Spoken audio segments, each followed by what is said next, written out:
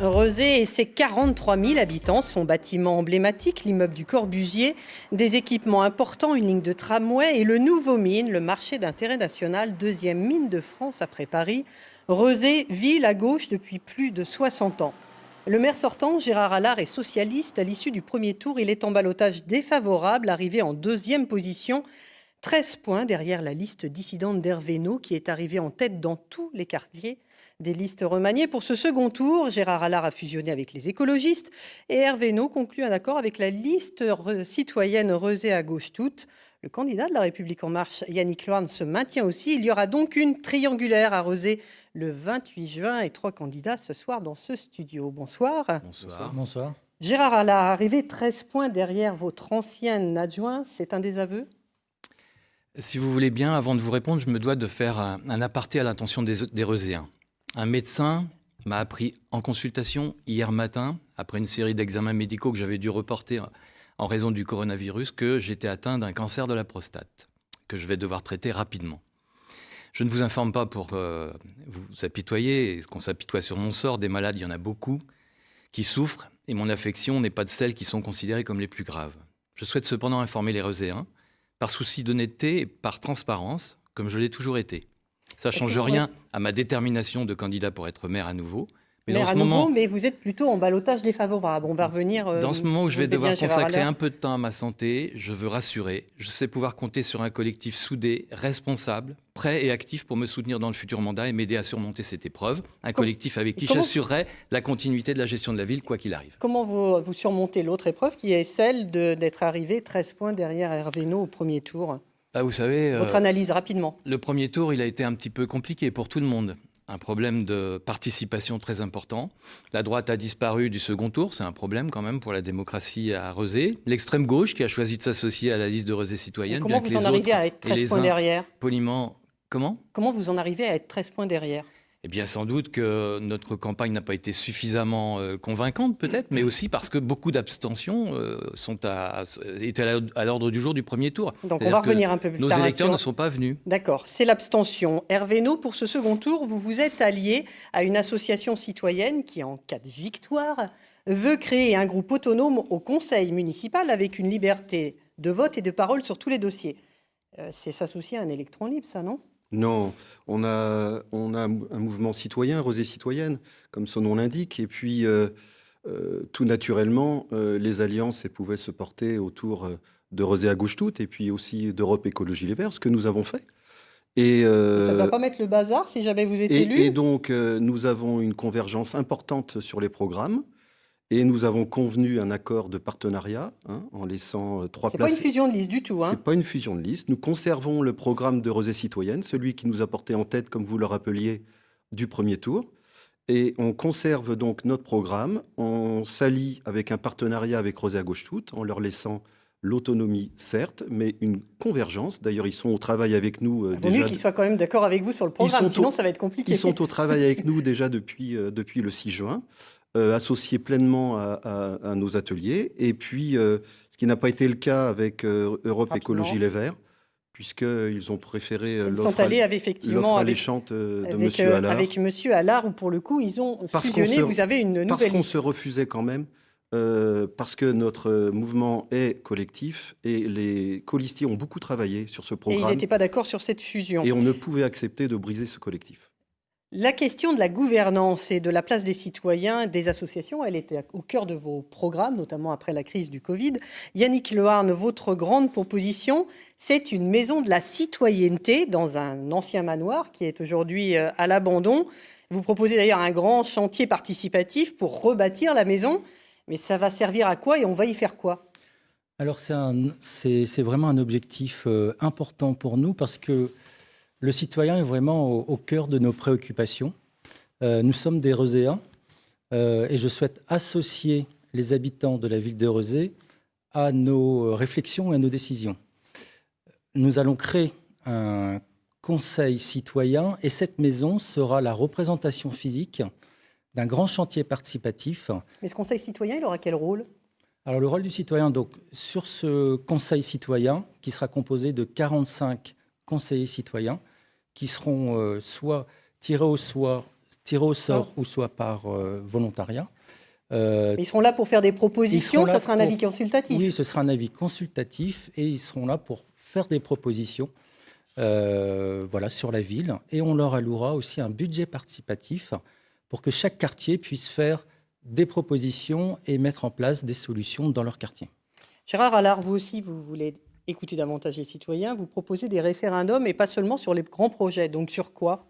Eh bien, nous allons mettre en place les référendums d'initiative citoyenne. On en a beaucoup parlé pendant les débats sur les Gilets jaunes. Et nous allons le mettre en place des mouvements des Gilets jaunes, exactement. À partir de 2500 signatures, les Reuséens pourront se saisir d'une question qui devra être traitée par le conseil municipal. Et si ce n'est pas le cas, eh bien, il y aura un référendum d'organiser sur la ville. Et sur quel sujet ? N'importe quel sujet ? N'importe quel sujet, c'est très ouvert.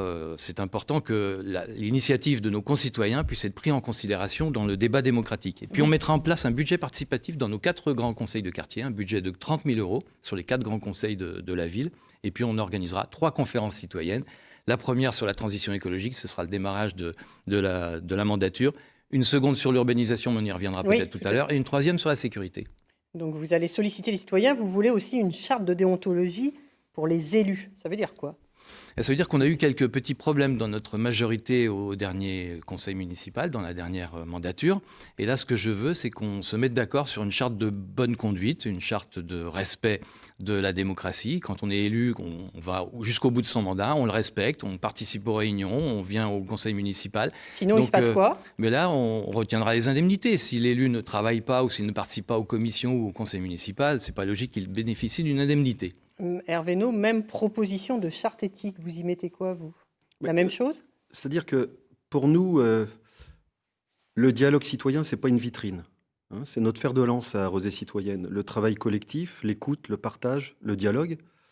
Et donc, évidemment, si on veut être transparent, si on veut une gouvernance que les citoyens comprennent, pour établir un peu la confiance aussi des citoyens envers la politique, eh bien, on se doit d'être exemplaire.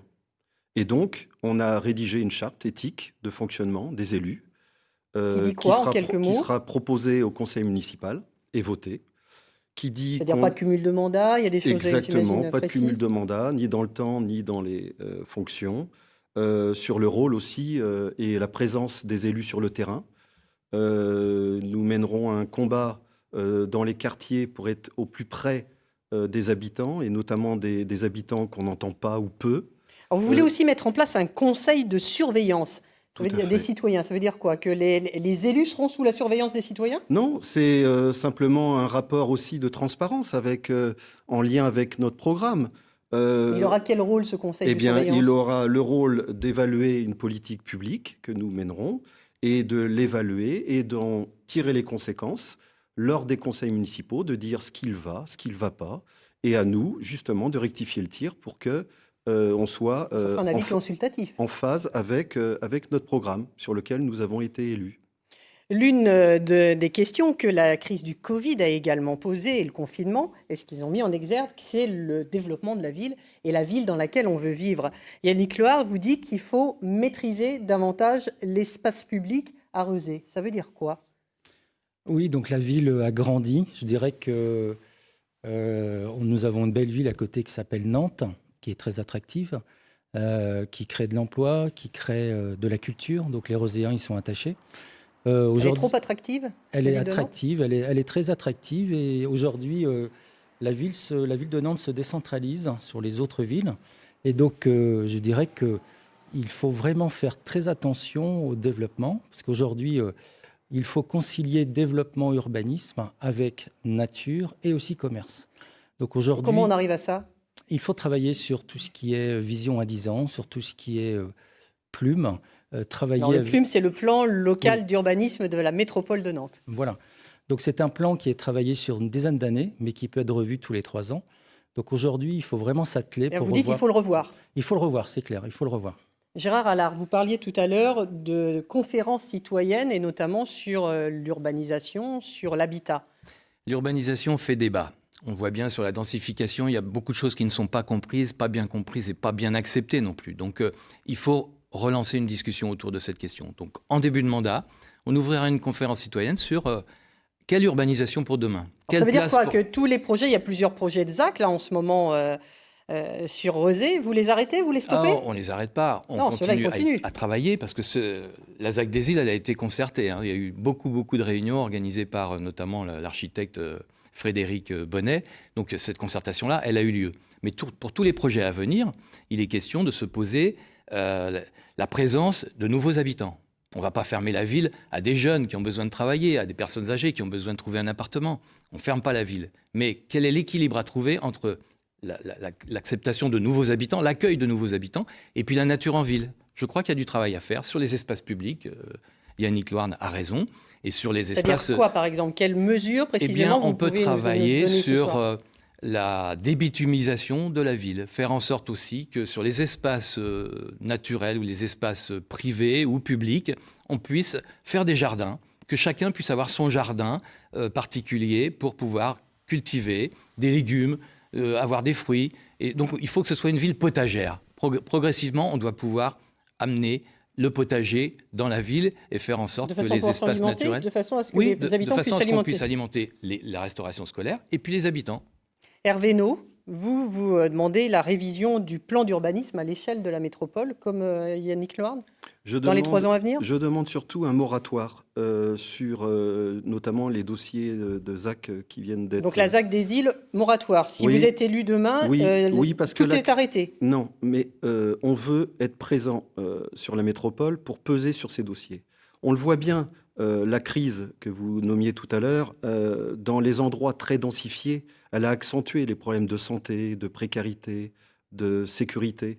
Alors, il faut absolument travailler pour que redonner la place à la nature en ville, certes, mais pas forcément supprimer les corridors écologiques tels qu'un va être supprimé à Rezé, à la Trocardière, pour laisser la place à 110 logements. Vous voyez, par exemple, ça n'a pas de sens. Ça veut dire qu'on doit préserver l'identité de Rezé. Donc, très clairement, il y a des projets immobiliers que vous mettez à l'arrêt. Oui, si vous tout à fait, parce qu'on doit préserver la qualité de vie. C'est important. Les Rezéens nous l'ont dit pendant le premier tour. Et c'est une urgence, le respect de l'environnement.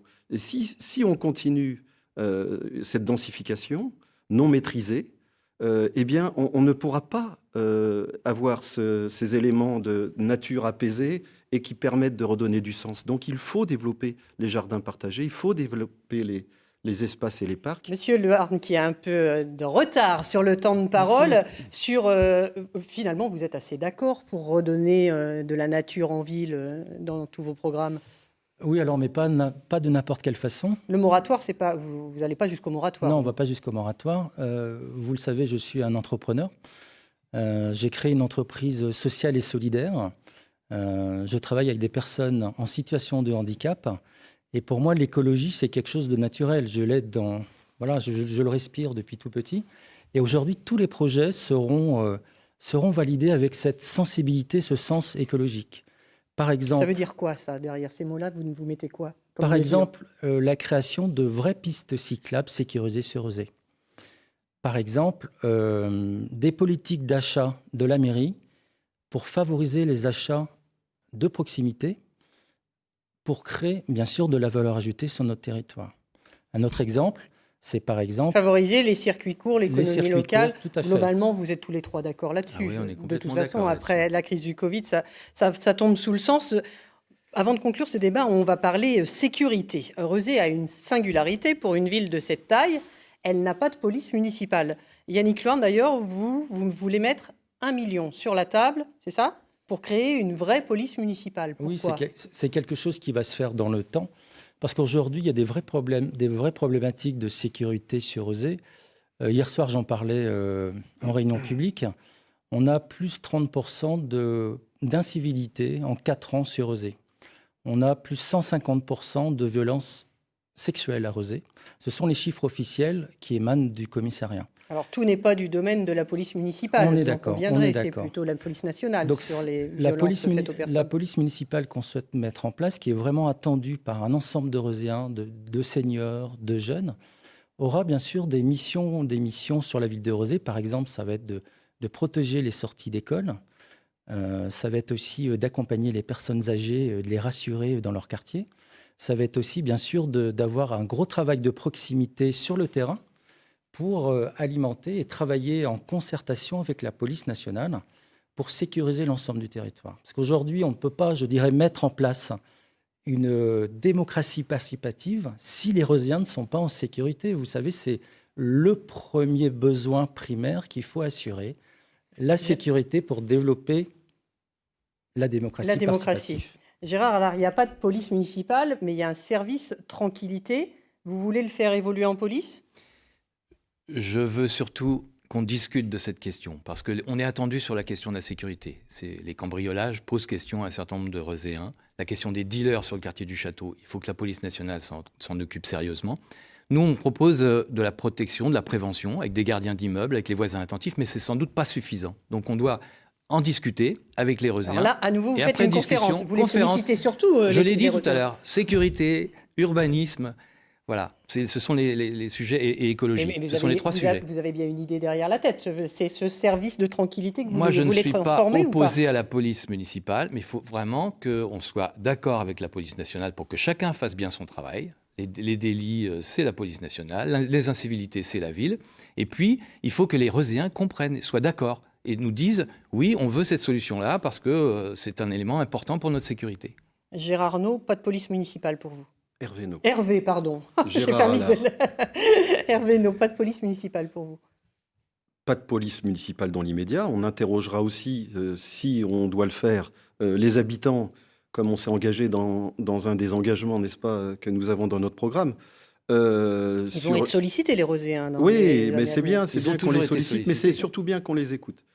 Mais concernant la sécurité, bien sûr qu'elle doit être pleine et assumée, mais d'abord par l'État. Et nous, on plaide vraiment par une discussion avec les représentants de l'État pour une augmentation des effectifs sur une amplitude d'horaire du commissariat d'une ville de presque 43 000 habitants, fermée le samedi et aux horaires peu convenables pour déposer plainte le soir pour des situations d'urgence. Donc tout ça, c'est un travail. Activer le Conseil local de sécurité et de prévention de la délinquance, ça c'est très important puisqu'on y travaille avec des acteurs de la justice, des travailleurs sociaux, les bailleurs, l'État. Donc vous dites qu'il faut l'activer plus souvent au cours d'une année. Bien sûr, c'est indispensable de le faire parce qu'il y a des moyens qui sont donnés et des moyens qui sont donnés. On veut aussi évidemment mettre plus de médiateurs dans les quartiers, au contact de la population, mais aussi en présence des élus. Et puis surtout, ce qu'on souhaite mettre en place, c'est un service unique dédié à la médiation, à la tranquillité publique, qui serve aussi de ressources pour les habitants, de venir discuter et qu'ensemble, on trouve les moyens d'aborder ce sentiment qui est palpable chez les habitants. Il nous reste 1 minute 30 rapidement. Je vais vous demander si vous êtes élu demain maire de Rezé, Yannick Leharne, quelle est la première mesure que vous mettez en place là immédiatement ? Donc dès le 29 juin, ça va être de mettre en place une armée pour... quand je dis une armée, c'est une armée de concitoyens pour venir en aide aux élèves qui sont en difficulté scolaire à la rentrée. En 20 secondes, Gérard Allard, votre première mesure, si vous êtes élu ? Nous allons nous appuyer sur un travail qui a été fait par un collectif d'associations écologistes et de l'économie sociale et solidaire. Ce livre blanc pour le climat, nous allons l'adopter à Rezé pour en faire à la fois le bilan au bout de quelques mois. Et dès ce mois de septembre, nous organisons avec les Rezéens un grand débat sur l'avenir Donc vous débattez. Votre première mesure, ça sera le débat. Le débat. Hervé No, votre première mesure, si vous êtes élu ? La première mesure, c'est donner la parole aux habitants, les écouter, vraiment, et puis maîtriser quand même l'urbanisation. Très importante pour un bien-être des habitants. Merci beaucoup, messieurs, pour ces débats. On vous souhaite, Gérard Allard, une bonne santé. Merci et bonne fin de campagne à vous tous. Merci. Tout de suite, le journal présenté par Cathy Collin. La semaine prochaine, de nouveaux débats. Lundi, Virginie Charbonneau fera un focus sur la ville de La Baule et la succession d'Yves Météro. Très bonne soirée à tous.